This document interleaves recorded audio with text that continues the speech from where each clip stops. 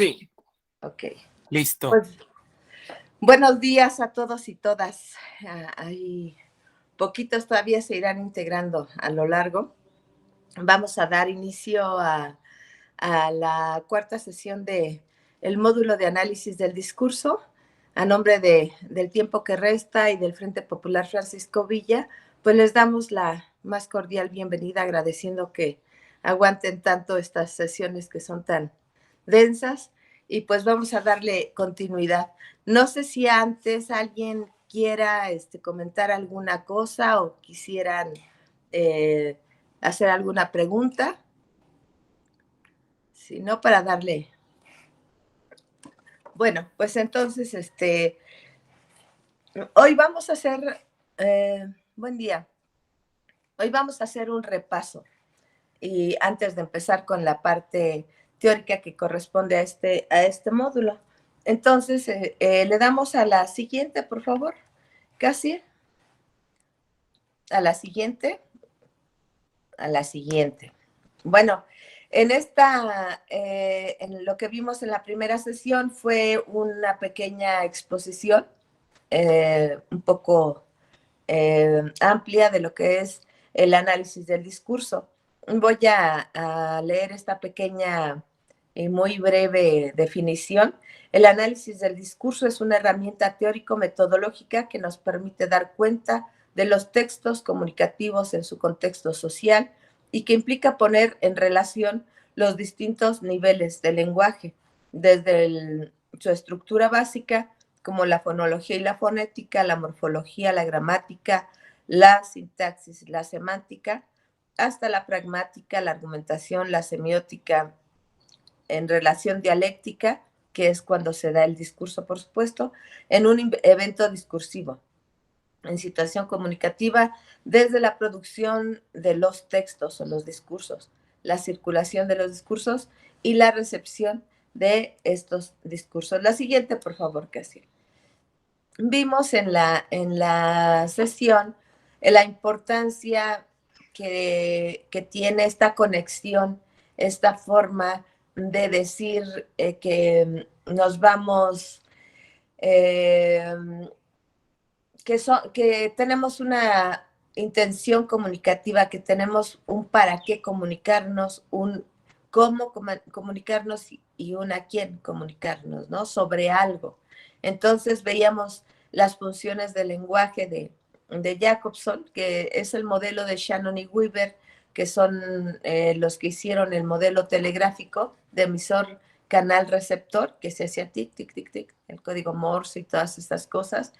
Entonces se amplió a partir de Jacobson, se le da esta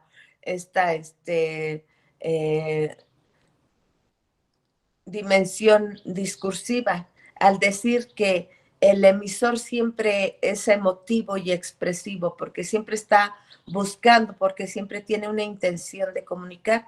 El receptor es conativo porque está en contacto, porque permite ese contacto discursivo. Todo esto se hace a través de un código, ¿sí? Y ese código se transmite a través de un canal. Pero además hay un mensaje, hay una referencia. ¿Qué quiere decir esto? Quiere decir que si yo hablo del calentamiento global, ¿sí? Yo nada más dije el calentamiento global, pero todos y todas ustedes saben de qué hablamos, ¿verdad? Hablamos, el referente es la contaminación. Yo no dije contaminación, yo nada más dije calentamiento global, ¿sí? Es la destrucción masiva de la naturaleza, el consumo abusivo del agua, etcétera. La emisión de gases tóxicos, la contaminación de ríos y mares, etcétera. Bueno, ese referente es el que nos permite comunicarnos porque es el conocimiento del mundo. Entonces, cuando yo les digo, sería muy importante que reflexionáramos sobre el calentamiento global, ¿sí? Ahí, ¿cuál sería el mensaje? ¿Cuál sería el mensaje? Pues cada quien diría, bueno, sí, hagamos la reflexión, pero también tengamos acción, ¿sí? Hagamos acciones concretas, no solamente que sea una cuestión a nivel de reflexión, sino hagamos acciones concretas. Otra persona podría decir, sí, yo creo que hay que escribir más sobre el calentamiento global. Y bueno, en el mensaje no está precisamente en el texto. El mensaje es lo que sucede a partir de cómo muevo la mano, a lo mejor puedo hablar con ironía del calentamiento global.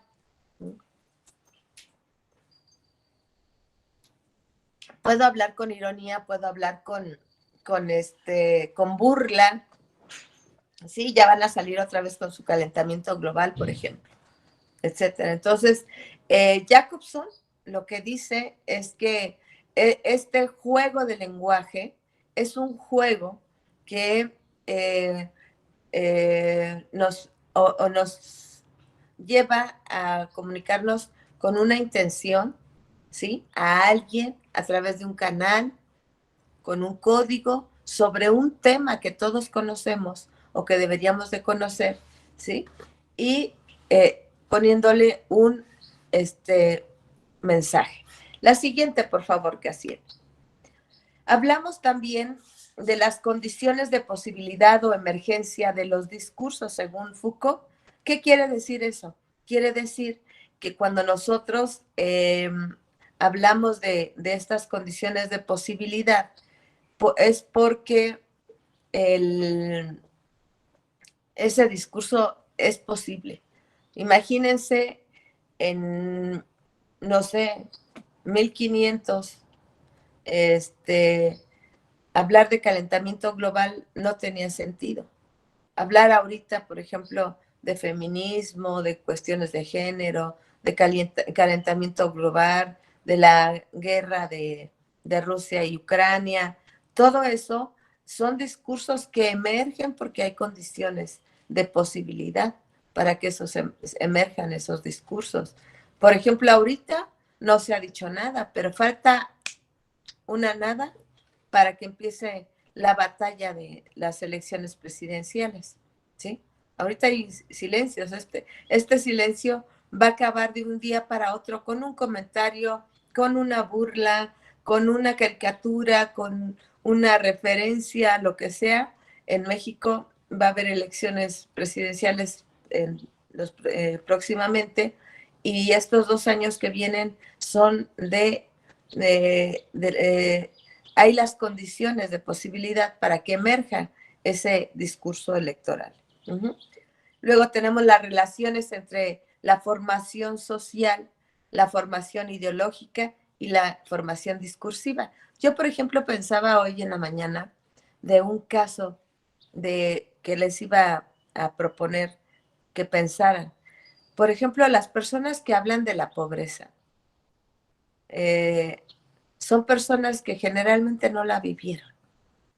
Las personas, no me estoy refiriendo a un luchador social o a alguien que tenga una intención clara. Me refiero a un estado normal de la gente. La gente que vivió la pobreza la oculta. ¿Por qué la oculta? Pues porque es algo muy complejo, ¿no? Muy, muy difícil. Porque, ¿qué es la pobreza? ¿La pobreza es no tener dinero? Yo no creo eso. No creo que la pobreza no sea tener dinero.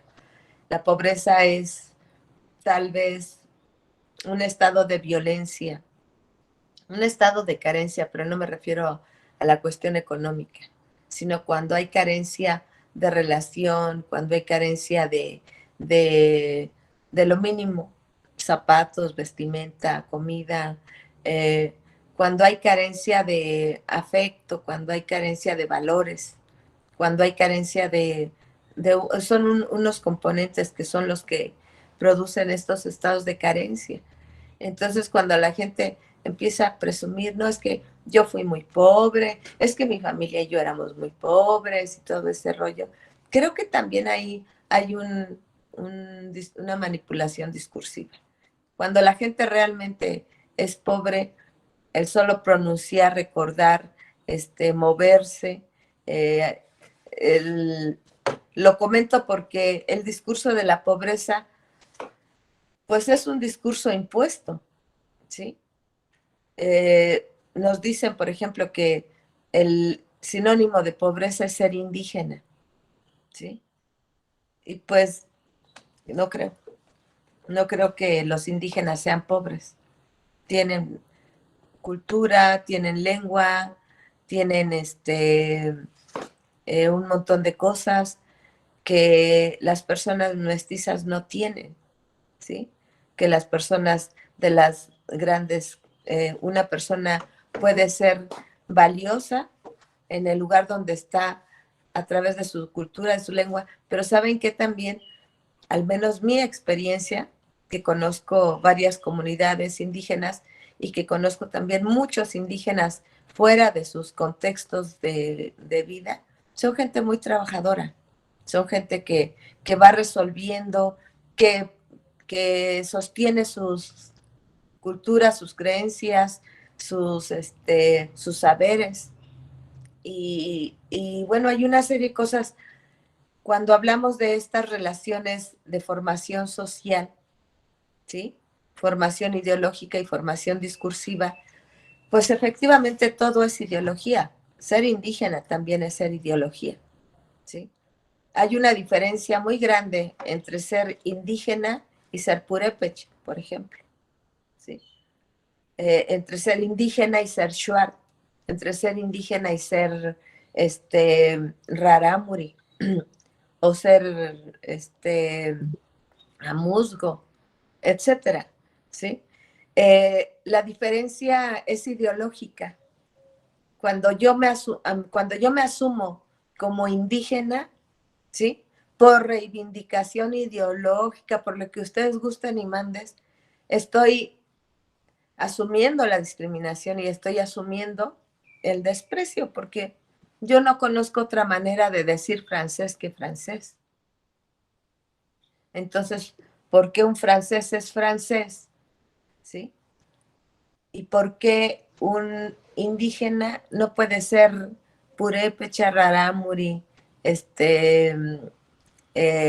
shuar, quichua, quechua, amuzgo, tojolabal, tzotzil, pame, totonaca, zapoteca, nahua, etcétera? ¿Por qué? Porque aceptamos el no nombrarnos. Bueno, lo aceptamos porque hay una formación social, colonial, europea, impuesta, ¿sí? De los indígenas, todos son iguales, o nos vale madre cuál sea la diferencia, ni nos importa, y como no nos importa, no pierdo mi tiempo en nombrarlos.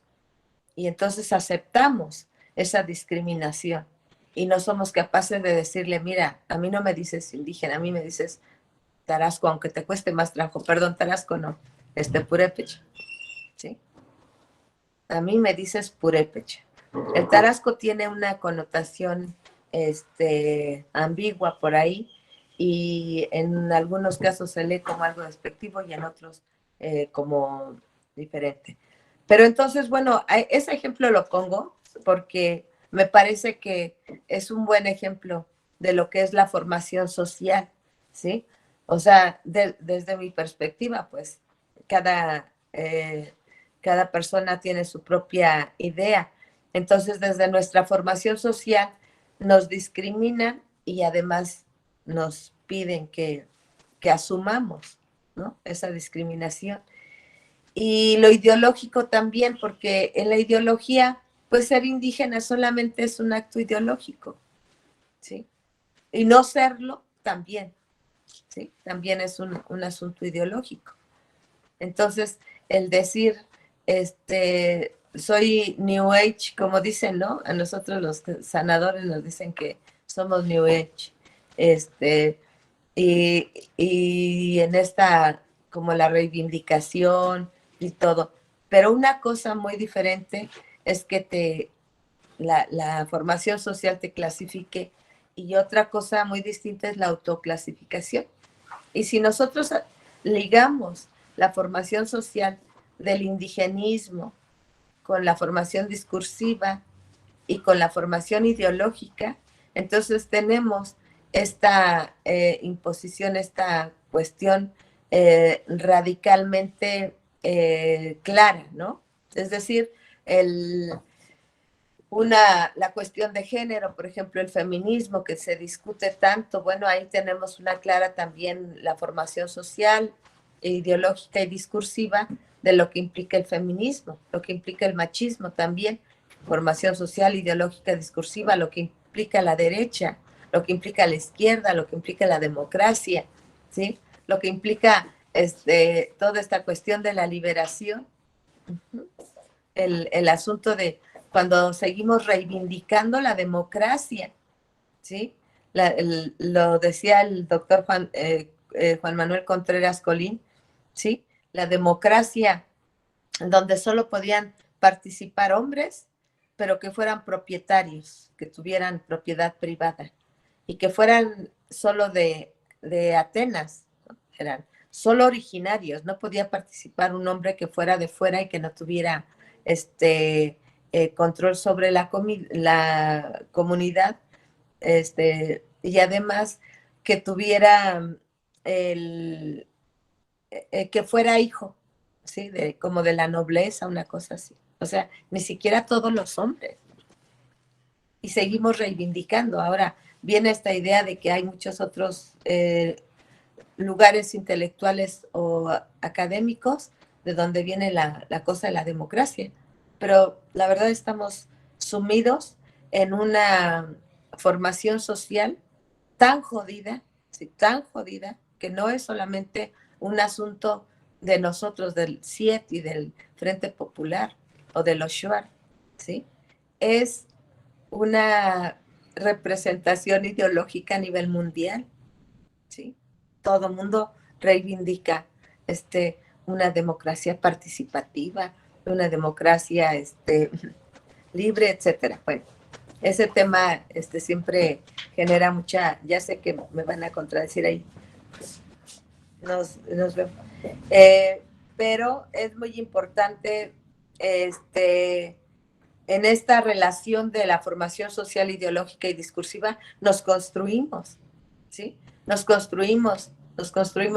El otro día alguien decía, ¿no? Sobre el asunto de pintarse el pelo y que uno se viste de ¿cómo se llama? Se disfraza de persona de otro color y todas esas cosas. Bueno, esa también es una formación discursiva, ¿sí? Asumir que la reivindicación del color, por ejemplo, o de las prácticas. ¿Por qué? Pues porque nuestras culturas maravillosamente, hermosamente, siempre nos hemos decorado, de nuestras culturas indígenas. Siempre nos hemos decorado. Yo decoro mi cabello de colores. A veces la cara también se decora uno de colores y todas estas cosas, pero todo eso también no rompemos, pues, no por hacerlo. El hacerlo es ideología y el no hacerlo también lo es, ¿sí? Las formaciones imaginarias que veíamos yo entiendo que ustedes son críticos del Estado, ¿sí? De lo establecido, de lo ideológico, de la imposición, etcétera. Yo imagino, dice Peché, imagino que B es una persona crítica, quien me está escuchando. Y imagino que B piensa que yo soy una persona crítica, ¿sí? Pero al mismo tiempo B también piensa que es crítica y que yo soy crítico y que estamos hablando sobre un pensamiento crítico. Bueno, esto tiene que ver con las formaciones imaginarias que ya vimos. Hablamos de la interdiscursividad, cada vez que hablamos de algo, en realidad hay muchas voces que están ahí adentro, autores, posturas, historia, ¿sí? La historia del capital, la historia de la, no sé, de la ideología, Marx, Engels, un montón de temas ahí en América Latina, Dussel y todos los filósofos contemporáneos como Pedro, como Juan Manuel, como Gaby, como Aldo, que son filósofos contemporáneos que nos van guiando y nos van llevando por ahí, pero cada uno sostiene una ideología. Marx, por ejemplo, odienme, ¿qué me importa? Odienme todo lo que quieran. Sí, burgués, con europeo, con todo el apoyo social, defendiendo no digo que esté bien y que esté mal, solamente que todo lo que escribe está mediado por su condición social, ¿sí? Por su condición intelectual, por su condición regional, con todo. Que tenga razón o no tenga razón, ese es otro asunto. Pero el problema de la interdiscursividad, en el caso, por ejemplo, del marxismo, es porque en el marxismo confluyen muchas voces, ¿sí? Muchas voces. Del obrero, pero del obrero europeo, ¿sí? Del trabajador, pero del trabajador europeo. Y bueno, supongo que habrá mucho trabajo que no conozco y no sé si esta vida me dé para conocer, pero lo que quiero meter aquí es todo lo que habla a través de un discurso, de un texto, de un libro, de un autor, de un actor social, etcétera. Y bueno, el discurso de coyuntura, cuando un discurso emerge, es porque tiene las condiciones para que en ese momento se pueda hablar de, ¿sí? Yo creo que ustedes expresan su cariño eh, escuchándome, ¿verdad? Porque en otro momento decir una cosa como esa de Marx era muy fuerte, pero es un ejemplo de interdiscursividad. Las condiciones de aceptabilidad, también las condiciones de aceptabilidad, ¿sí? ¿Quién soy yo para que ustedes me escuchen? ¿Quiénes son ustedes para que se dé este estado de comunicación? ¿Quién soy yo para explicar una caricatura? ¿Quién soy yo para enunciar un discurso en contra, etcétera? Entonces tenemos la gramática de producción y recepción. También hay una gramática de producción y recepción. Es decir, por ejemplo, tenemos la gramática del color. ¿Sí? La gramática del color, eh, si una persona aparece en una condición de, por ejemplo, si aparece en un fondo azul, el mensaje es diferente que si aparece en un fondo rojo. Y el mensaje es diferente si aparece en un fondo rosa, ¿sí? Si una persona varonil se viste de rosa, el mensaje es diferente que si se viste de azul, ¿sí? Es decir, hay una gramática de producción y recepción que va muy dirigida a cuál es el mensaje que quiero dar, ¿sí? ¿Dónde quiero impactar? ¿Qué es lo que quiero y puedo hacer a través de este discurso? Y luego tenemos también la situación comunicativa de Delfsheim y Gumpers, que ahora vamos a exponer en un momentito más adelante, ¿sí?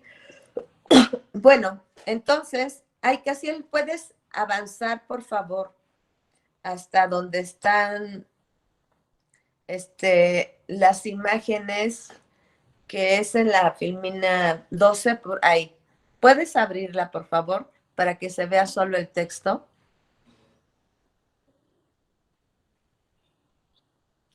O sea, ¿puedes agrandar la pantalla? Solo quisiera que se viera la imagen. Sí, más. ¿La puedes mover hacia arriba para que se vea más la imagen o no? Bueno, aquí puse 4 fotografías, ¿sí? De las 4 fotografías, vamos a ver en una de las fotografías, así, así para ver otro poquito, así puedes moverla. Me gustaría que viéramos primero el mandala, ¿sí? Bueno, ahí está un mandala que es una composición armónica, equilibrada, desde la geometría. No, esa no, es la primera, la azulita, esa, ¿sí?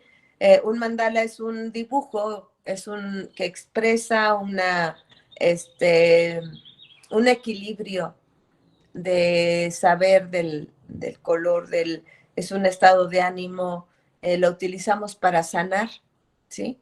Lo utilizamos para romper la estructura de la enfermedad, pero también tiene un uso artístico, por decirlo así.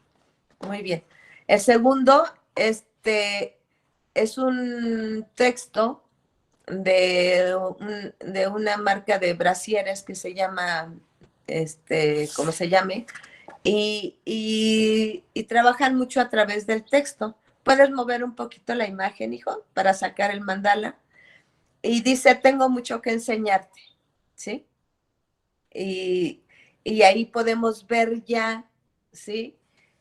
Podemos ver, en el caso del mandala, pues tenemos una imagen que se percibe con la vista y según yo, es una geometría sagrada de equilibrio, según yo, ¿sí?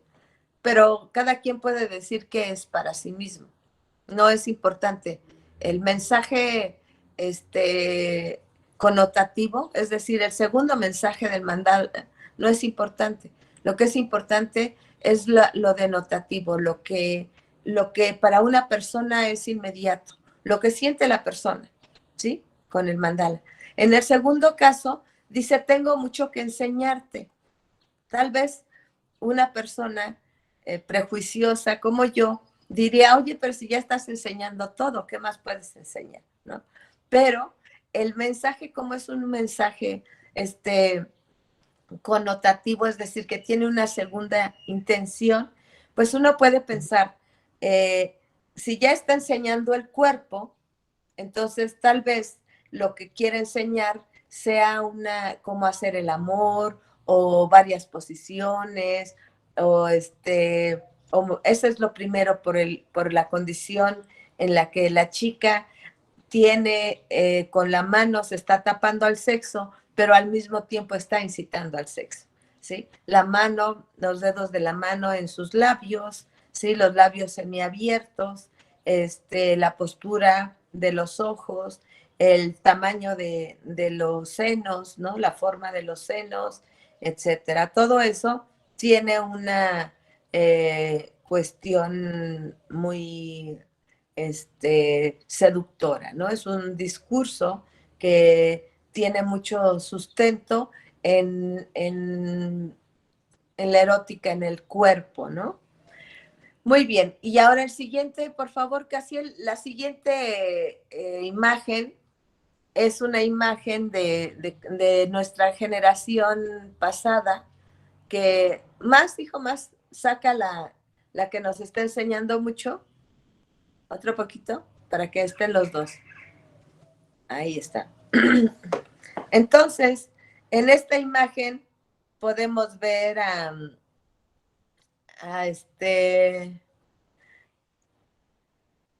a mí y a Pedro platicando.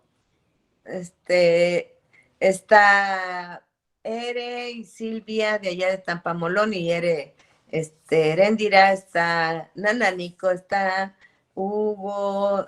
No, ¿quién es ese? Ah, sí, es José. Está Nana Vicky, está Artemio, que es el delegado de, ¿cómo se dice? Jefe de tenencia de ahí de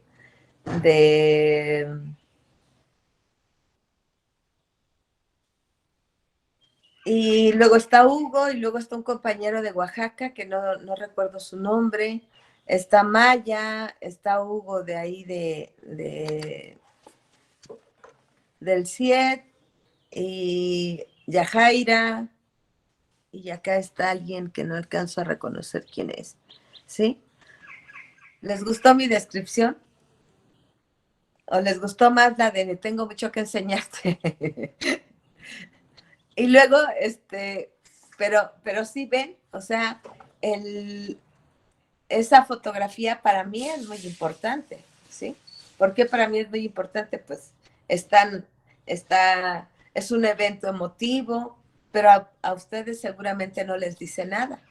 Sí, están los chicos que se doctoraron, está Cris, está una mesa que fue la que nos permitió el evento maravilloso, y, pero, pero me dice mucho a mí, le puede decir a Hugo, a Heréndira, a José, de los que están aquí, pero a los demás no les dice absolutamente nada, ¿no?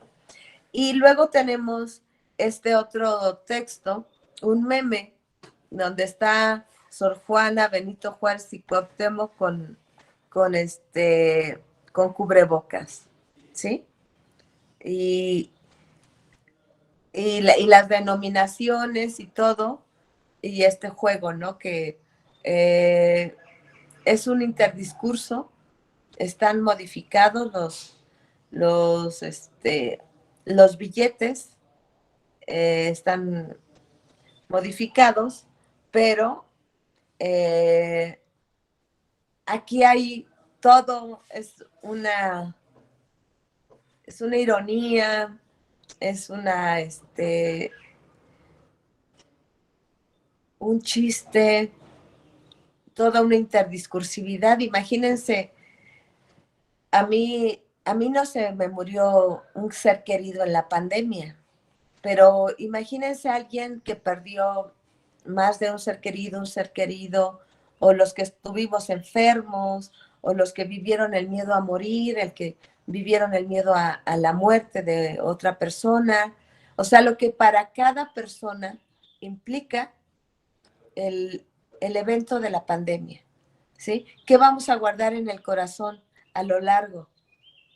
El resentimiento contra el Estado, ¿qué le vamos a reclamar al Estado?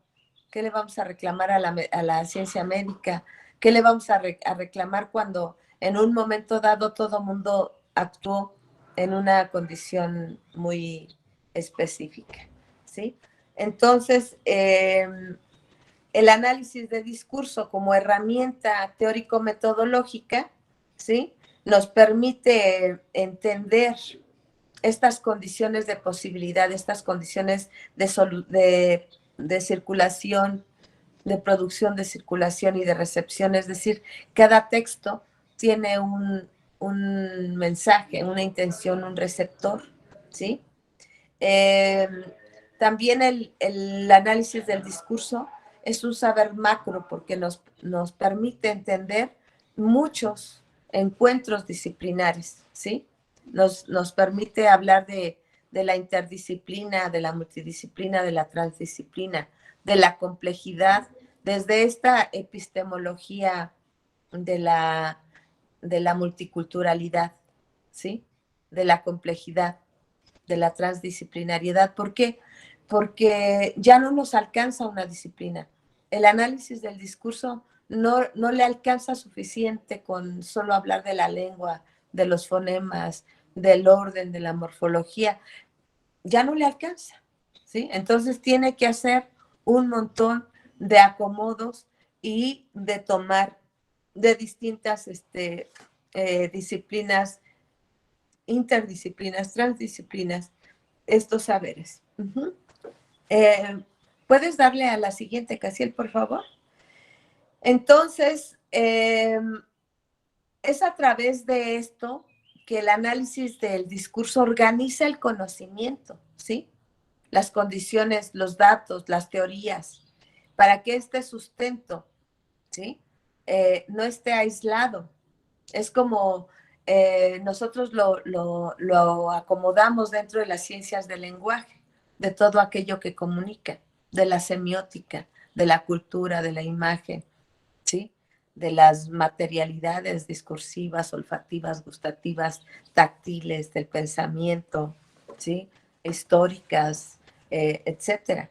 De manera que lo que hacemos es a través de un modelo interdisciplinario y transdisciplinario principalmente, ¿sí? Y complejo, porque nos damos cuenta que cada acto humano de verdad tiene un montón de, no solo de interpretaciones, eh, todo es tan difícil de interpretar, pero al mismo tiempo es tan fácil, ¿sí? Todo es, todo tiene muchos mecanismos de complicados, pero al mismo tiempo son cosas muy, muy, muy concretas, ¿no? Entonces, la siguiente, por favor. La siguiente y la siguiente, ¿sí? Entonces, hablábamos en un principio de que el habla es la articulación de sonidos con significado. Por ejemplo, decir mandala, tía, noche, estrella, cuadro, hormiga, piedra, silla, leche. Bueno, eso es hablar. Estoy articulando eh, sonidos con significado. Pero cuando hablo de lenguaje, el lenguaje ya implica la comunicación. El habla no, ¿sí? El habla se producen sonidos significativos, pero en el lenguaje, cuando yo hago esto, digo, se producen sonidos significativos, entonces ya hay lenguaje, es decir, hay una forma de hablar, pero si yo les digo claramente, escúchenme bien claramente, bueno, esto es lenguaje, ¿sí? El detenerme, el señalar, el énfasis de la voz, el decir claramente, claramente. Bueno, eso es lenguaje. No solamente es articulación de sonidos con significado, también es el ademán, la forma de la voz, el cómo los miro, el si no los miro, eso es lenguaje. Entonces, yo tengo una forma, un mensaje, tengo un sonido, tengo un orden, etcétera, lo que me lleva a argumentar. Vimos la sesión pasada, la que sigue, hijo, por favor. Sesión 1. Ah, no, sí. Vimos primero que el habla, ¿sí? Tiene varios, este es el abecedario del español, por lo menos aquí en México, el que está normado. ¿Qué quiere decir? El que nos imponen en la escuela, etcétera, etcétera, etcétera, ¿sí? Pero no tenemos la elle, ¿sí? No tenemos la elle, ni tenemos la... ¿cuál otra no tenemos? Sí tenemos la ñ aquí, sí está la ñ. Pero no está la elle. Pero en el abecedario no está tampoco la ñ, perdón. Y en la siguiente, por favor, Casien. Y en realidad, lo que tenemos es que solamente tenemos 22 fonemas, ¿sí? Tenemos A, B, C, Ch, ¿sí? Que no la tenemos en el otro, en el de colores de arriba no tenemos la Che. Sin embargo, tenemos palabras como chavo, chido, chucho, charro, mariachi, chingado, chula, ¿qué más? Bueno, chula no cuenta, pero guarache, bueno, también eso es un préstamo, pero sí tenemos muchas cosas que van con che, ¿sí? Y tenemos la doble L, la ñ, ¿sí? Estos, por ejemplo, tenemos la W en español de México, por lo menos, no hay una sola palabra con W, pero sí ocupa un lugar en nuestro abecedario, ¿sí? La X es un préstamo del náhuatl para decir México, México, Xola, Jimena, Javier, pero no tenemos palabras con X, no tenemos palabras tampoco con Y. La Y es una sustitución de I latina. Entonces, ¿cómo es posible que algo tan sencillo de nuestra lengua no lo sepamos? creo que no lo sepamos, pero ya lo sabemos. Así que la que sigue, Casiel, por favor. Entonces, nuestra lengua se realiza en el sonido, que es la fonología, en el orden, que es la gramática, en el significado, que es la semántica, en el uso, que es la pragmática, y en el código, que es la semiótica. ¿Sí? En la que sigue, por favor. Entonces, el lenguaje, pues, tiene esta dimensión semiótica, que es lo verbal, ¿sí? Yo comunico con las palabras, pero también comunico con el que soy mujer, comunico con el tono, con la forma de vestir, con el entorno, en cómo me pinto el pelo. Me acuerdo una vez en Phoenix que hice una ceremonia muy bonita y llegaron unos amigos de ahí, de origen Hopi, y y qué más eran Hopis y Lakotas. Y cuando vieron que la ceremonia la iba a dirigir una mujer blanca, se fueron. Y sentí bien feo. Pero ¿qué le vamos a hacer? Así es la vida. Y pasado el tiempo, hubo un asunto ahí de trabajo con algunos migrantes y todo, y nos volvimos a encontrar. Y nos hicimos amigos y nos abrazamos como hermanos. Pero al principio, mi comunicación no verbal, yo me podría disfrazar, ¿sí? Yo me podría disfrazar y me podría pintar el pelo de negro y y disfrazarme también, o sea, este asunto que les decía, lo ideológico, ¿sí? Usar el pelo de un color es ideológico, usarlo de otro es ideológico. Dejarle mis canas es ideológico, etcétera. Pero la comunicación no verbal es muy importante. Lo que la persona expresa o lo que la persona mira, ¿sí? De la otra persona. Y la cuestión paraverbal, ¿sí? Por ejemplo, el cruzar los brazos.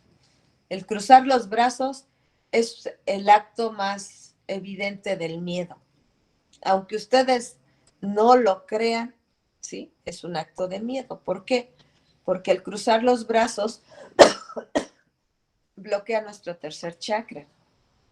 Y solamente bloqueamos el chakra del autopoder por protección. Y una persona que tiene miedo, pues se protege, ¿sí? Y hacemos esto, cerramos el campo. Y el mensaje que le estamos dando a la otra persona es, haz lo que quieras, yo ya estoy protegido, ¿sí? Un acto de poder es poner las manos hacia atrás, ¿sí? Porque el poner las manos hacia atrás es el decir, no te muestro, no me muestro ante ti, ¿sí?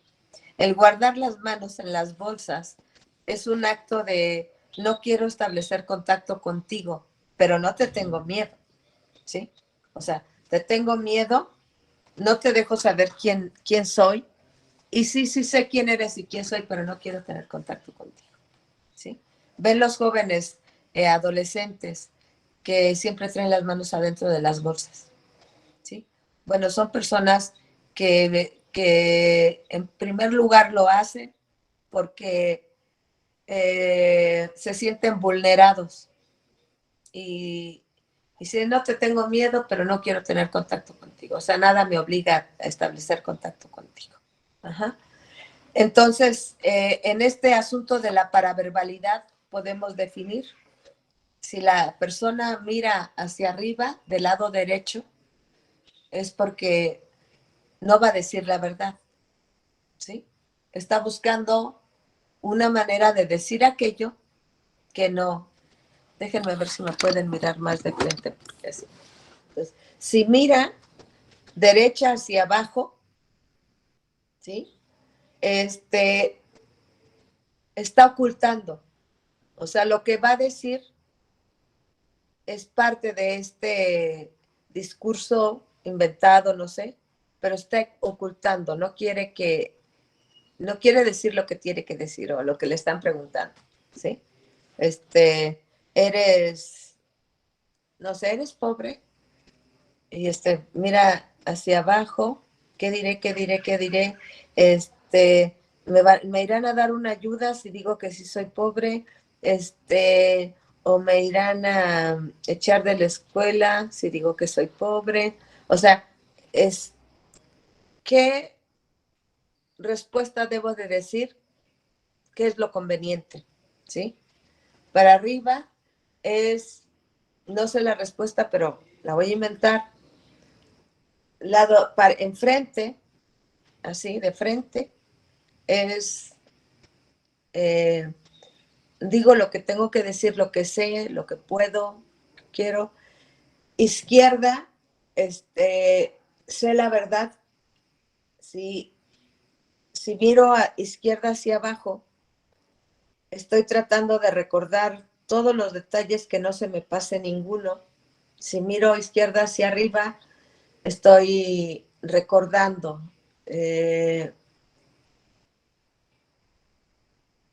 Desde el principio, ¿sí? ¿Por qué creen que mucha gente cuando no encuentra qué decir, no es que no encuentre qué decir, está mirando hacia arriba y empieza a buscar la respuesta, pero la respuesta correcta está arriba del lado izquierdo, la respuesta no correcta está arriba del lado derecho, ¿sí? Entonces también hay muchos mensajes, por ejemplo, en la erótica, de el tocarse el pelo, ¿sí? El tocarse el pelo, el tocarse los labios, el sacar la lengua, ¿sí? Bueno, estos son actos de coqueteo, por ejemplo. Agarrarnos el cabello, el acomodarnos el cabello, destacar lo femenino. A mí me gusta destacar lo femenino, ¿sí? Que me odien, que me importa, pero a mí me gusta destacar lo femenino.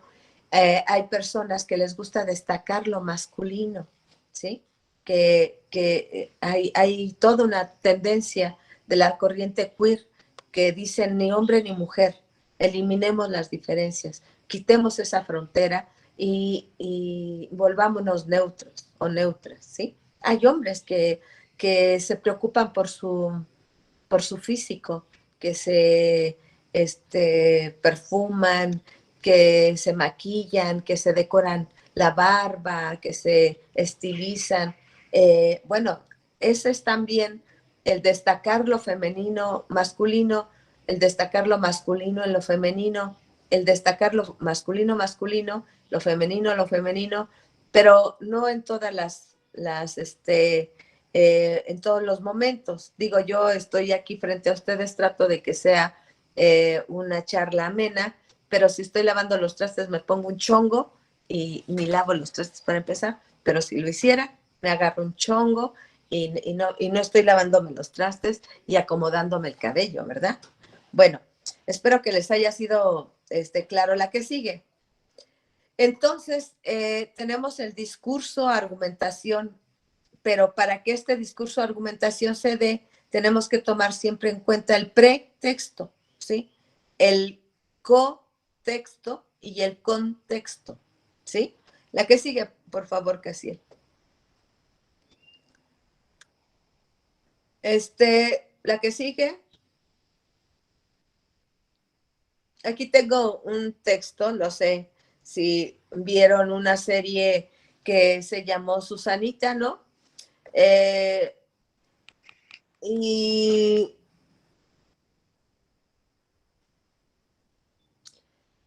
y dice, vino la Cookies Rivera a Ensenada y nos tomamos unas fotitos, ¿sí? Y luego le dice la otra, dio positivo a COVID-19. Esta es una caricatura del 2020, ¿sí? Y aquí tenemos, ¿se puede abrir más la imagen, Casiel? Aquí tenemos el, el tamaño de la boca, ¿no? De la chismosa. El tamaño de la boca de la chismosa y el tamaño de la nariz, el tamaño de la boca de la informativa. Dio COVID dio positivo a COVID. O sea, las dos están en el chisme, ¿sí? Una mira y no tiene boca y la otra informa y si tiene boca, no sé si pueden ampliar su imagen para que la vean, ¿sí?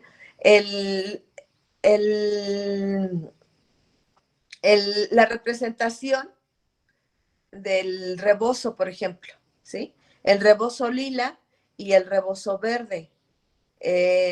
La gorda, chismosa y bien vestida, por decirlo así. Y la otra enojada con la vida y pobre, ¿sí? O sea, la representación de la pobreza la podemos ver a partir del rebozo, un rebozo con los pelos salidos, que quiere decir que está viejo. Ajá. El colorido de los ojos, que la sombra de los ojos de la mujer y como en forma de ceño fruncido. Uh-huh. Bueno, aquí podemos ver la paraverbalidad y la verbalidad. La mujer está viendo hacia abajo, está viendo derecha hacia abajo, ¿sí? Derecha hacia abajo, dice, dio positivo a COVID. Y la Cookies, hay otra serie que también se llama Susanita. La que sigue, Casiel, por favor. Luego tenemos las máximas de calidad, ¿sí? Que tienen que ver con lo que vemos, con lo que, perdón, la de cantidad, decir la verdad. Perdón, decir lo que tenemos que decir. La de calidad, decir la verdad. La de relevancia, lo que nos están preguntando o lo que tenemos que informar. Y la de modo, que sea el modo correcto, el modo preciso, ¿sí? Si yo le digo a alguien, ¿quién chingados atiende aquí? ¿Sí? Pues lo más seguro ahí ya generé un conflicto. Pero si yo quiero generar un conflicto, pues entonces hice lo correcto. Pero si yo no quiero generar un conflicto, entonces no hice lo correcto. ¿Sí? Bueno, estas ya las vimos con detalle. Las materialidades no las vimos, pero las voy a dejar para después. ¿Sí? Y ahorita lo que vamos a ver, nos vamos hasta la estructura de las macrooperaciones. ¿Sí? Entonces ahí tenemos una estructura de lo que sería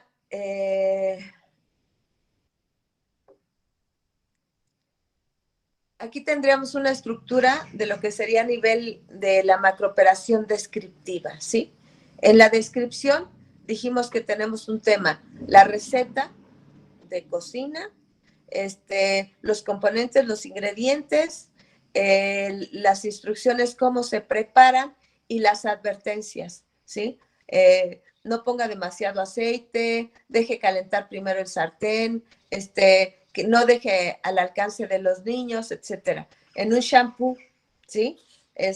Instrucciones de uso, moje el cabello, coloque suficiente cantidad, distribuya por el cuerpo haciendo un leve masaje en el cuero cabelludo, enjuague y repita tantas veces como sea necesario. Evite el contacto con los ojos y evite el contacto con los niños, ¿sí?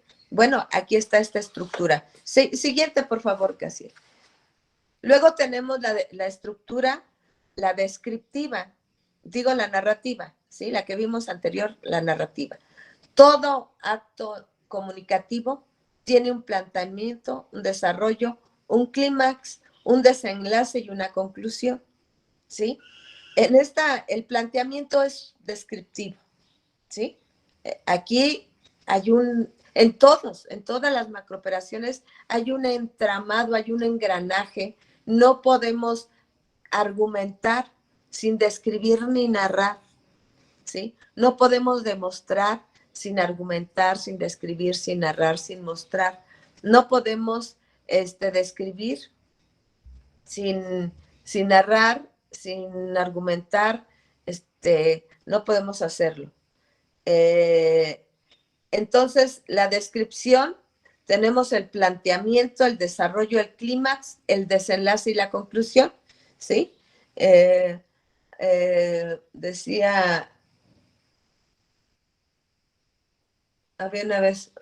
había una vez un gato con los pies de trapo y los ojos al revés.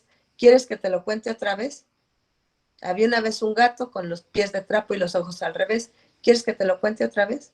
Bueno, ese es un cuento de de una frase, y sin embargo es un cuento, ¿sí? Y tiene toda la estructura narrativa. Había una vez, planteamiento, ¿cómo es? Había una vez un gato, ¿sí? Y luego con los pies de trapo, ¿sí? El desarrollo. Y los ojos al revés, es la parte climática, ¿sí? Y el desenlace, ¿quieres que te lo cuente otra vez? Que en la conclusión, ¿qué hace a un gato con los pies de trapo y los ojos al revés? ¿Sí? Entonces, ahí está la estructura narrativa. La que sigue, por favor. Entonces regresamos a esta estructura. Articulamos sonidos, expresamos ideas en una estructura, ¿sí? Comunicamos emociones, ¿sí? Y generamos espacios comunicativos. La siguiente, por favor. ¿Sí? Entonces, en las macrooperaciones discursivas, en la descripción generamos el contexto. Con la narración generamos emociones. Con la argumentación resolvemos o negociamos los conflictos. Con la demostración presentamos evidencias, ¿sí? Y con la mostración nos reímos de la vida. Como dijo Westinghouse, ya estamos en esta vida, ya que chingados. Muy bien, la que sigue, por favor. ¿Sí? Entonces, los niveles de la lengua nos llevan, donde dice fonología, la que sigue, no, arriba, fonología dice análisis, a la que sigue. Es la 43, por favor. No, arriba, por favor. Ahí.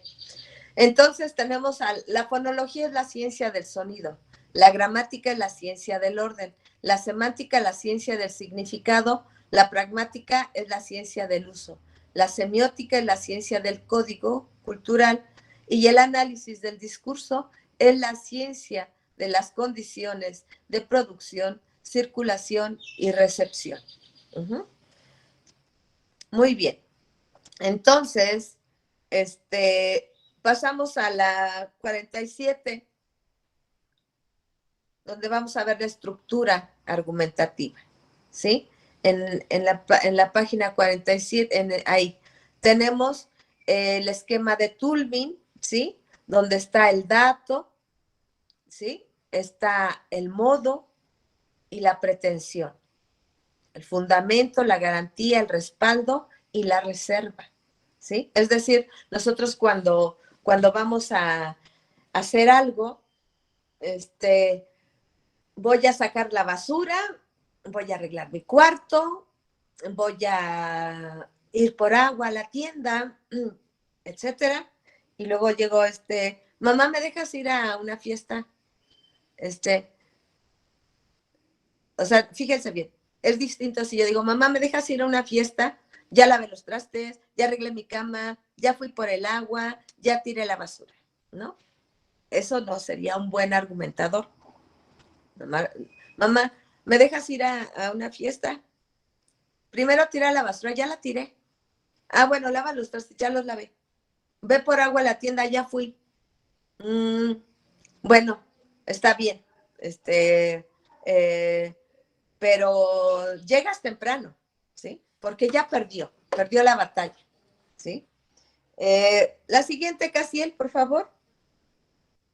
Entonces, siempre en argumentación vamos a tener a alguien que propone. Si yo te propongo, mamá, que me dejes ir a la fiesta, no te dejo ir porque no he lavado los trastes. Ya lavé los trastes. Meto la reserva, ¿no? Bueno, meto una base, un fundamento. No, pero es que no has tendido la cama. Ya tendí la cama. No has ido por el agua a la tienda. Sí, ya fui por agua a la tienda. Entonces, no tiene fundamento su oposición, ¿sí? Entonces, aunque no cree en el dato, pues queda, gana ahí. Entonces, vamos ahora adelante, por favor, Casiel, vamos a ver el ejemplo del día de hoy. Sí, ya con todo este marco, perdón que me regresara, pero como las sesiones han sido fracturadas, quería darles como un paseo a lo largo de todo esto. Pasa, por favor, donde está la imagen de la calavera, por favor. Ahí, ¿sí? Voy a presentarles un texto discursivo, una situación comunicativa de un tema que se llama la muerte, ¿sí? La muerte es flaca y no ha de poder conmigo. Este es parte de fue mi tesis de maestría, donde hago el análisis en situación comunicativa de 3 refranes de la muerte, ¿sí? Entonces, la siguiente, Casiel, por favor. Les voy a platicar un poquito. Yo estaba con mi papá ahí en Téjaro y nos fuimos a la plaza a comer una paleta de hielo. Estamos ahí comiéndonos nuestra paletita de hielo cuando pasó don Juanito con una carga de leña muy fuerte y el doctor del pueblo, privado, no de una clínica pública, sino privado, estaba parado frente a su consultorio, o sea, en la puerta de su consultorio. Y entonces va don Juanito con su carga de leña, ¿sí? Un atado grandototote así en la espalda. Y le grita, ¿qué pasó con usted, don Juanito? Ya no regresó a la consulta y se tiene que tratar esa diabetes que no es cosa de juego, le dice el médico. Y don Juanito no se detiene, solamente voltea, lo ve, él va caminando, voltea y lo ve y le dice, no, doctor, yo no le hago caso a la enfermedad, pues la muerte es flaca y no ha de poder conmigo. Y ya, eso es todo lo que sucedió, ¿sí? Es todo lo que sucedió. Puse, dice aquí como una forma de pues. En la que sigue, Casiel, por favor.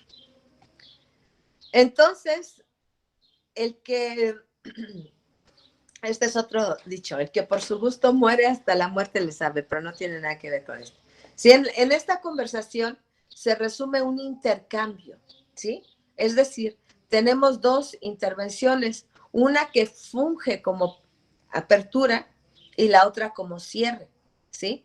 Hay un proponente y hay un oponente, ¿sí? Según ustedes, ¿quién gana? Aquí hay una lucha, ¿sí? ¿Quién gana? ¿El médico o don Juanito? A ver rápidamente una persona que levante, abra el micrófono y diga, ¿quién El gana? enfermo, el paciente, doctorita. Muy bien, el paciente gana. Perfecto. Ahora vamos a ver por qué gana, ¿sí? Entonces, la que sigue, por favor. En la conversación se da una negociación sobre la connotación textual, ¿sí? ¿Qué es la connotación? ¿Qué es lo connotativo?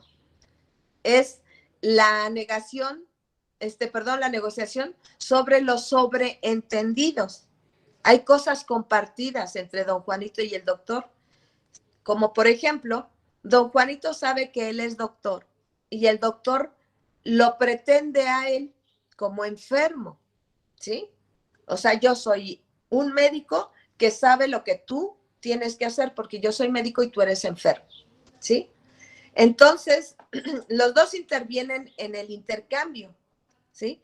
Obedecen a un par adyacente, ¿sí? ¿Qué es un par adyacente? Por ejemplo, si yo pregunto, alguien contesta, ¿sí? La pregunta El paradyacente, lo que está junto, digamos que paradyacente es como igual que alma gemela. Si yo te pregunto, tú me contestas. Si yo te digo buenos días, tú me dices buenos días. Si yo te digo hasta mañana, hasta mañana. Esos son pares adyacentes. Quiere decir que no pueden aparecer uno solito, sino que tiene que estar uno con el otro. Entonces, en esta adyacencia en la que aparecen, hay un script, hay un imaginario, ¿sí? Pero es un imaginario que se violenta, porque si yo voy al médico, ¿sí? Yo voy, doctor, tengo un dolor aquí en la costilla abajo que me sume y no sé qué. Primero llego, buenos días, doctor. Buenos días, José, ¿cómo estás? Ay, pues ando re mala, me duele aquí, tengo un dolor aquí que no sé qué. ¿Qué será la vesícula? ¿Qué será? No sé qué. Y me dice el doctor, oye, pues ya fuiste al baño. Ah, de veras no he ido al baño, tengo como 4 días que no voy al baño. Ah, pues mira, te voy a curar de empacho. No, eso no dice un doctor. Mira, aquí está la receta, tómate 5 aspirinas por 20 días y con eso vas a hacer bien del baño. Eso va a decir un doctor. Bueno, el doctor se presume como que él sabe. Pero ¿qué pasa cuando don Juanito no fue a pedirle consulta? ¿Qué sucede cuando don Juanito no le dijo, ay, tengo un dolor, o no puedo esto, o vengo a tratar la diabetes? ¿Por qué el doctor lo amenaza? Porque lo amenaza. La que sigue, Casiel, por favor. ¿Sí? El médico le contesta y le dice, le amenaza. Su enfermedad es cosa seria, ¿eh? Entonces, el script imaginario del médico, ¿sí? El script es violado. ¿Por qué es violado? Porque don Juanito va por la calle, no es su paciente, y el médico lo quiere tratar como su paciente. Entonces, en esta situación comunicativa, nosotros podemos ver dos intenciones en la interacción, ¿sí? Uno que propone en este acto el acercamiento con don Juanito cuando le dice, pues que tiene que regresar a la consulta, ¿sí? Y el otro es cuando le dice que, no, pues que él no tiene problemas con la enfermedad. Uh-huh. Entonces rechaza la postura de médico. Yo soy médico, yo te voy a decir que tiene. Y el otro le dice, pues yo no creo en la enfermedad, tampoco creo en usted, ¿sí? La que sigue, por favor, Cachi, ¿sí? Entonces, aquí tenemos una estructura donde el médico le dice qué pasó con usted y hay una pregunta, ¿sí? Y un reproche. Ya no regresó a la consulta, le está haciendo el reproche. Y luego viene la amenaza. Bueno, primero una orden. Se tiene que tratar esa diabetes, ¿sí? Es una orden.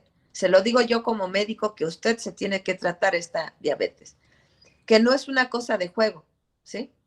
Y don Juanito le dice, o sea, aquí tenemos la pregunta, el reproche, la orden y la amenaza. Y don Juanito le contesta, no, doctor, yo no le hago caso a la enfermedad. Aquí lo primero que hace es negar, ¿sí? Y luego dice, pues la muerte es flaca y no ha de poder conmigo. Reta al doctor, reta a la muerte, ¿sí? Aquí la garantía es el conector, porque en la garantía le dice, pues, bueno, pues, pero se refiere a pues, no, yo no le tengo caso, yo no le hago caso a la enfermedad, pues, la muerte es flaca, ¿sí? Y yo no estoy flaco, estoy gordito, ¿sí? Entonces, ella es flaca y yo estoy gordito, ella no va a poder conmigo. Eso es lo que le dice don Juanito, ¿sí? Es decir, el espacio es violentado porque don Juanito está en una condición complicada. O sea, él va en la calle y el otro le dice, tienes que entrar a consulta. La que sigue, Casiel, por favor. ¿sí? Los tonos, ¿sí? Es un acto de reproche y de autoridad, ¿sí? Y esto lo vamos a ver en la siguiente sesión. ¿Qué implican, ¿sí? Los actos de las caras.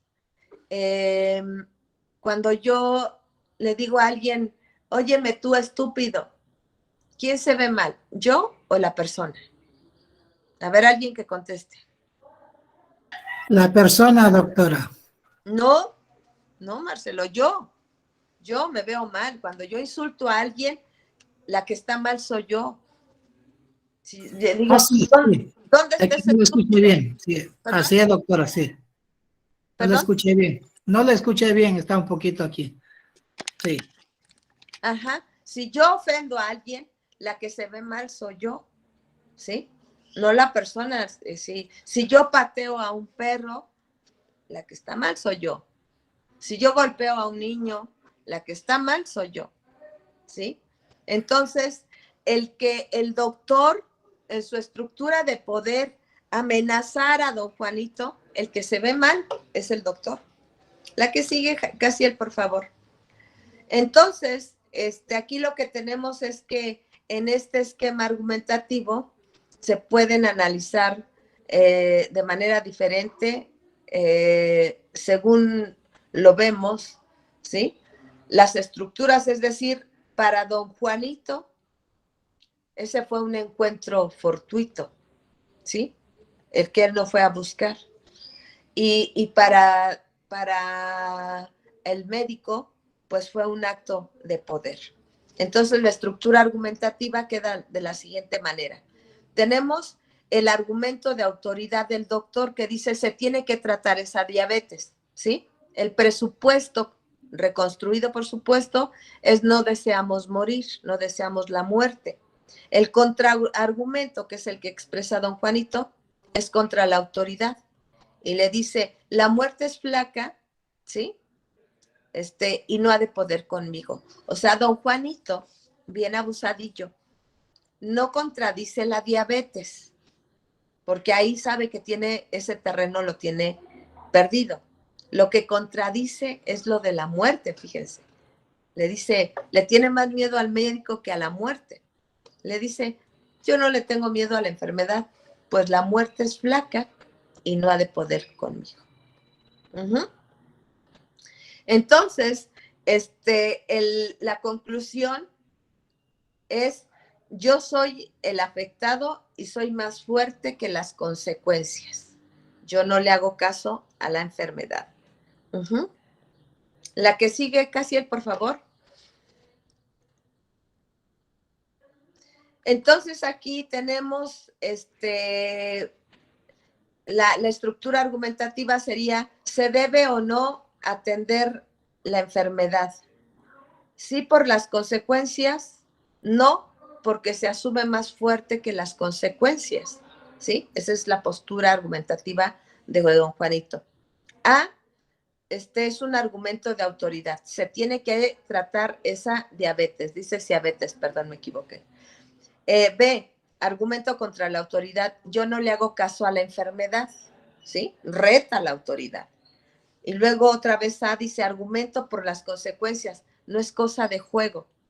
Y B le dice argumento contra las consecuencias. La muerte es flaca, es débil y yo soy fuerte. No ha de poder conmigo, ¿sí? Entonces, la conclusión explícita, podemos reconstruirla. No voy a atenderme, ¿sí? Esa es la réplica a la autoridad. Bueno, en la siguiente, Casiel, podemos ver cómo funge ya la estructura argumentativa que vieron con Pedro, cómo opera la ley de paso, la garantía y todo eso, pero tengo clases ahorita a las 9:30 con mi grupo de la universidad. Entonces, la próxima sesión, yo no sé cuántas me aguanten, me da mucha pena abusar de su calma. Entonces, hacemos una sesión el lunes y platicamos de cómo sienten y a lo mejor un taller más, pero ya solo de análisis, para que podamos avanzar. Y ya hasta aquí dejo, ya después vemos lo demás, y les agradezco mucho, y si alguien quiere comentar algo rápidamente, con mucho gusto.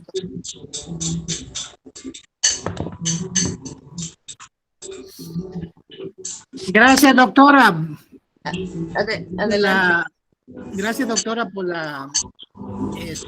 una clara explicación sobre este tema del discurso, de la lengua que nos ha enseñado. Estamos, por mi parte, yo estoy muy agradecido de la explicación y espero que nos siga argumentando más con profundidad sobre esta materia. Que lo mismo los compañeros deben estar complacidos sobre de la enseñanza de esta materia de la ciencia política. Antemano yo le agradezco a usted y a todos los compañeros también que están en este medio de estudio virtual. Por mi parte, muchas gracias. Muchas gracias. Julio, adelante, por favor. ¿Qué tal? Buen día. Pues Buen me día. parece importante este ejemplo que da, pero de alguna forma las características se van entendiendo como lo vas percibiendo, ¿no? Yo percibo de otra manera, ¿no? Que hubo un antecedente en ese encuentro del señor con el médico, ¿no? Hubo un antecedente. ¿Por qué sabía el médico que estaba enfermo? ¿No? Ajá, Cuando sí, sí, pasa, sí. cuando pasa, ¿cómo se llama? ¿Jaimito? ¿Cómo se llama el señor? Juanito. Juanito. Cuando pasa Jaimito, yo percibo que el doctor le dijo ese argumento, pero porque tenía un antecedente, al cual Claro. Juanito decía, pues yo pienso o me imagino el escenario que en sus gestos de Juanito decía, pues ¿qué no ves que tengo trabajo, por eso no puedo ir a atenderme? O sea, o mis necesidades son otras, mi necesidad de comer, mi necesidad de llevar leña, etcétera, etcétera, ¿no? O sea, Así sí, es. sí, sí estoy consciente de mi enfermedad, pero tampoco puedo dejar mis quehaceres, ¿no? O sea, esa Ajá. es una parte, situación de cómo podemos visualizar el problema, ¿no? En Ajá. los casos de la administración pública, cuando argumentamos una falta de servicios, me ha tocado personalmente, ¿no? Ir a servicio de obra, oye, falta el agua, ¿no? Pues déjame ver, Ajá.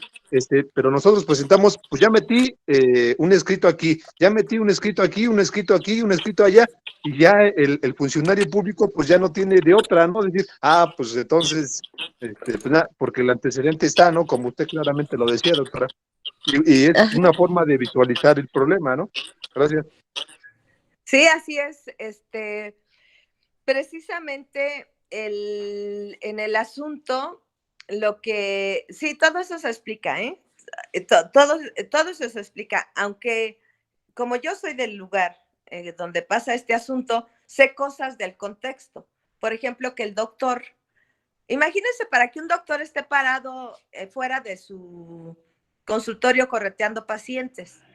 Si algo hay de sobra siempre son pacientes, ¿no? Gente enferma. Pero cuando la gente es carera, cuando la gente no confía en digo, antes hablábamos de personas de poder. Las personas de poder, pues eran los médicos, los sacerdotes, los maestros, ¿sí? Pero pues era muy difícil, es muy complicado hablar de personas, ¿cómo se llama? De personas que lucran como en este caso con el médico, ¿sí? Efectivamente, había ido a consulta. Efectivamente, el hombre pues si tenía que ir a cargar leña de la que está tirada en todas partes, supongo que para hacer las tortillas, obvio que el médico sí estaba medio desubicado. Uh-huh. Entonces, permítanme un segundo, tengo que avisarle a mis estudiantes que voy a entrar un poquito más tarde. Aguántenme tantito.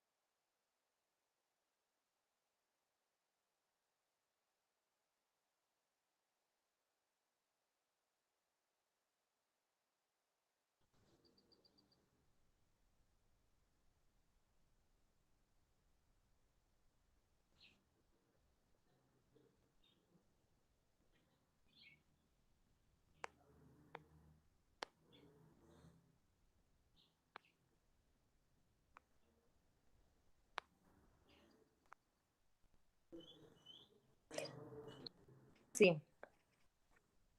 Sí. ¿Me Ah, escuchan? perfecto.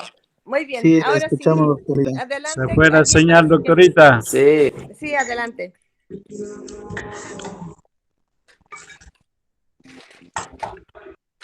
¿Alguien más que quiera comentar algo?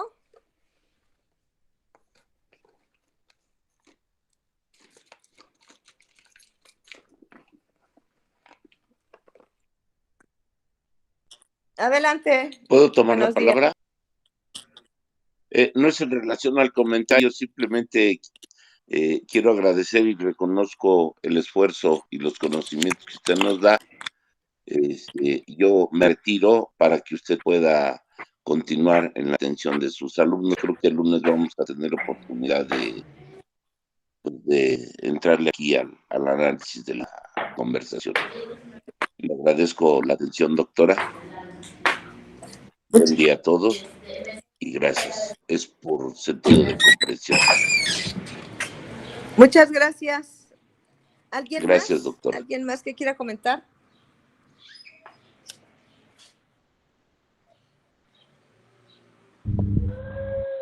Sí, doctorita. Hola. Doctorita, con el ejemplo que nos está dando, para mí sería la verdad que a veces pasa en la realidad mismo. Nosotros nos damos cuenta como pacientes, no nos damos cuenta que nuestra salud internamente está, o sea, nos estamos terminando, pero en la realidad nosotros sentimos tan fuertes, tan valientes que podemos vencer nuestra enfermedad. Pero por otro lado, es de que yo me he dado cuenta mismo, no sé, en nuestra Amazonía, en los subcentros o en los hospitales, los doctores casi no toman importancia a los pacientes. Y nosotros como enfermos también, igual, o sea, por la enfermedad y por la salud, por los doctores que no nos atienden, a veces se nos acaba la paciencia nosotros también. Por ejemplo, yo de mi persona me he ido en los subcentros y los doctores no toman importancia a los enfermos. Se pasan, se reúnen entre ellos y pasan conversando y la hora pasa y el dolor, y a veces no están los doctores, dicen no está, no vamos a atender. Y nosotros como paciente, ¿qué podemos hacer tantas horas? Tenemos ocupaciones que hacer en la casa y a lo mejor regresamos, nos automedicamos a veces nosotros y no sabemos, no llevamos la receta de los doctores y nosotros por sí mismos hacemos el propio esfuerzo de uno mismo y nos automedicamos a veces. ¿Y dónde están a veces las hormonas, ¿Y las tú piensas defensas, que esa o dimensión? sea, nosotros vamos matando? Y yo creo que por eso también a veces nosotros, o sea, no queremos ir, no es que porque no queremos ir, sino que por la atención que nos toman los doctores, nosotros, o sea, nos sentimos tan fuertes. Nosotros como Shuar mismo, a veces nosotros aplicamos nuestra medicina ancestral que tenemos nosotros y a veces no, por ahí nos ayudan y por otro lado también, o sea, no nos ayuda también. Entonces tenemos que acudir al subcentro, a los hospitales para poder salvar nuestra salud y ser, o sea, tener más valor y más fuerza. Eso sería mi argumentación, doctorita. Gracias. Sí, muchas gracias. Efectivamente, todo esto está atrás de la respuesta de don Juanito, porque no nos dice, por qué no va con el médico, pero posiblemente no es su opción el médico.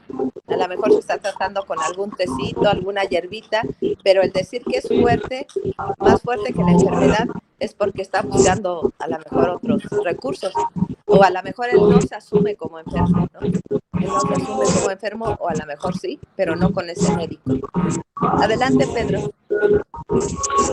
Doctora, yo quería comentar respecto de la compañera de la Amazonía, Shuar, que dice que vamos al subcentro y los médicos pasan conversando y no nos atienden o no nos dan importancia. Pero yo digo, doctora, yo trabajo en el Ministerio de Salud Pública, pero hay reglamentos que el paciente tiene más derecho que los mismos médicos que está ahí. El paciente que llega, si ve que alguna anomalía dentro de la institución, si los doctores o médicos o enfermeras no lo atienden, el paciente tiene derecho de denunciar, por eso hay un director responsable. Si el director no los atiende, no les da importancia a este reclamo, hay otros reglamentos más adelante. Yo digo eso porque yo donde yo trabajo en el ministerio, yo mismo asesoro a los pacientes, vayan y si el doctor no los atiende, no los valora, no los toma en cuenta, que no les da importancia, vayan y denuncien, porque hay un reglamento, porque los doctores, por eso ellos están para servir y atender a los enfermos que vienen, no solamente de la ciudad, hay gente humilde que viene caminando, si es posible, un día, 5 horas, 2 días, vienen a atenderse solamente para recibir una simple pastilla. Por eso los doctores que están presentes tienen darle prioridad a esos enfermos. Yo creo que, doctora, y para los compañeras que están en lo lejos, en la Amazonía más que todo, que están centro, en los subcentros. Por eso ellos tienen prioridad, ellos tienen derecho de reclamar, no quedarse callados.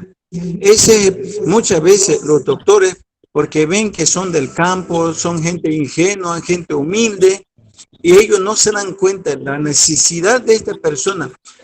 Vienen caminando días para poder atenderse. Si no le da importancia, ellos tienen que reclamar con derecho. Hay una prioridad. Primero, las personas, pacientes, enfermos, hacía un reglamento que nosotros, todos los médicos, conocen, saben, enfermeras, auxiliares, licenciadas y médicos, ellos conocen ese reglamento. Pero muchas veces las personas ingenuas, tal vez por desconocimiento, ellos quedan callados, se humillan, y porque le dicen no, que no le pueden dar, y están conversando, ellos no dicen no. Ellos tienen derecho a decir, señor doctor, por favor, atiéndeme. Si no lo atiende, hay otro, más adelante, otro director. Es así. Yo digo para los compañeras o la gente que viven adentro, para que den este conocimiento, para que ellos tengan derecho. Ellos son los primeros. Así nos dicen a nosotros, así nos enseñan a los médicos, enfermeros, todos los que estamos. Primero está el paciente y después nosotros estamos para servir y atender. Eso Muchas es lo que gracias. mi comentario para las compañeras, y así mismo, doctora, gracias por la argumentación. Gracias, Pedro. Y la enseñanza que usted nos da, y cada día nos estamos sembrando, adquiriendo nuevos conocimientos, doctora. Yo le agradezco. Gracias, doctora. Muchas gracias, Pedro, y doctora. muchas gracias a la compañera.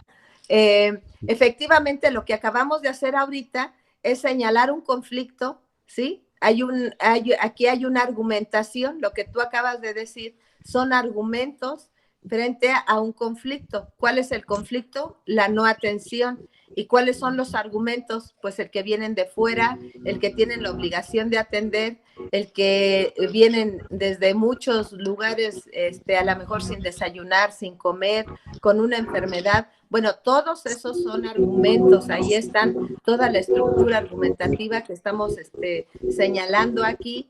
Cuando se les reprocha que están ahí para atender, cuando se les dice que tienen que ocupar el tiempo para atender a la gente, todo eso es argumentación, ¿sí? Entonces, no es una cuestión que se sale del tema. Hay un conflicto y en ese conflicto es necesario presentar los argumentos para que ese conflicto se disminuya. Muchas gracias, compañero. ¿Alguien más que quiera comentar? Tenemos unos minutitos más.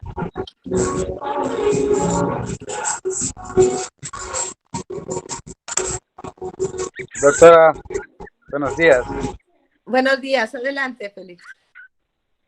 No sé si me escucha.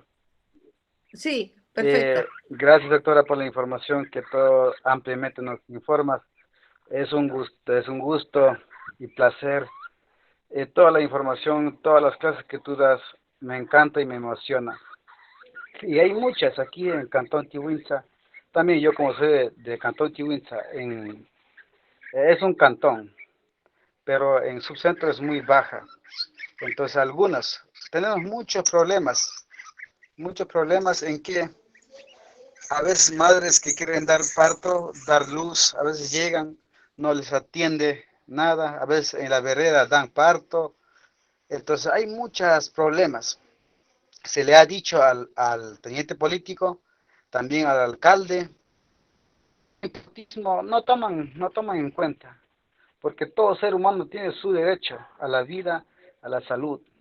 Pero en este cantón Tihuinza que nosotros vivimos en cordón fronterizo, 1000 metros ya Ecuador y Perú, nosotros somos más abandonados. Y los doctores que vienen de otras partes, de Cuba, una cubana que trabaja aquí en Santiago, poco les importa. Ellos dicen, si quieres mandarme sacando, mándame mañana, dice, póngame una denuncia, no me duele. Entonces, hay muchas denuncias aquí en Cantón Tihuinza, pero no se sabe si se hace cumplir o no se hace cumplir. Y además, hay muchos pacientes que vienen acá en Cantón Tihuinza con emergencia y no son atendidos, hasta llegan a morir en la vereda, en la entrada del Subcentro de Salud de Santiago. Entonces, ese también debemos que nosotros ya fortalecer. Y hemos tomado mucha atención lo que son las directivas, como alcalde, como tenencia política, como policía, como director de Subcentro de Salud, como otras entidades. Pero nunca nosotros no nos han tomado en cuenta. ¿Por qué? ¿En qué sentido?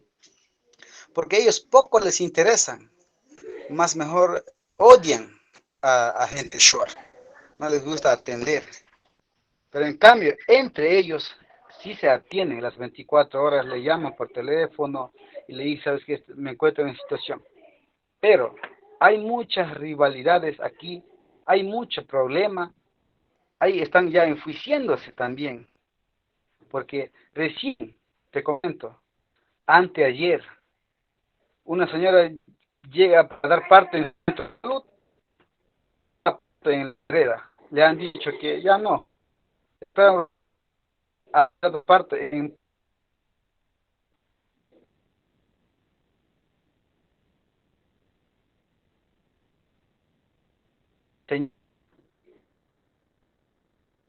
entonces, hay problemas de salud pública de Ecuador.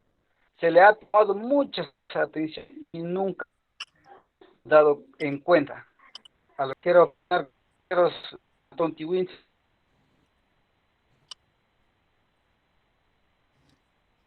este ejemplo que sí es de verdad, que ya va a ser reconocido este espacio. Buenos días. Buenos días, gracias, Félix. Pues efectivamente, parte de lo que vamos a aprender en este curso es que cuando uno hace una denuncia, uno no denuncia al médico, denuncias a la institución, ¿sí? Cuando tú haces una carta para denunciar ante los derechos humanos, no denuncias al empleado ni al que está en el escritorio ni al médico, denuncias a la institución. Cuando haces la denuncia, describes los hechos y al final todo esto haces la denuncia contra la institución y la metes en el asunto de los derechos humanos, porque quien está violentando el proceso no es la persona médica, es el que es responsable de esa persona, y el que es responsable es la institución. Por eso las denuncias no proceden, porque no le importan a nadie, ni al médico ni a nadie. Pero si la denuncia se hace directamente contra la institución, el efecto va a ser distinto. Muchas gracias. Pues bueno, por ahí había otra manita levantada, no sé quién fue, creo que ya la bajó, pero bueno, pues aquí cierro la sesión de este día. Les agradezco mucho, espero que no se empachen porque es tanta información A partir de la siguiente sesión le vamos a dedicar unos 15 minutos a la parte que nos falta mucho, por supuesto, pero de lo que hemos elegido para este módulo. Y después vamos a empezar a hacer algún taller ya directamente de análisis para poder ver toda la estructura descriptiva, narrativa, argumentativa, demostrativa, sobre todo a lo mejor poder con estos elementos, pues vamos a poder entender cuándo un documento está bien hecho, cuándo está mal hecho, qué es lo que podemos reclamar, qué es lo que no podemos reclamar, y también cómo debemos elaborar un documento, porque así como ahorita vemos las cosas que están mal, también tenemos que saber cómo hacerlas para que cuando nos toque hacerlas, pues no cometer estos errores, ¿sí? Les agradezco mucho, que tengan muy buen día y nos vemos el lunes temprano. Gracias, José. Gracias a todos. Gracias, nos vemos el lunes. Buenos días, doctora. Gracias por el comentario.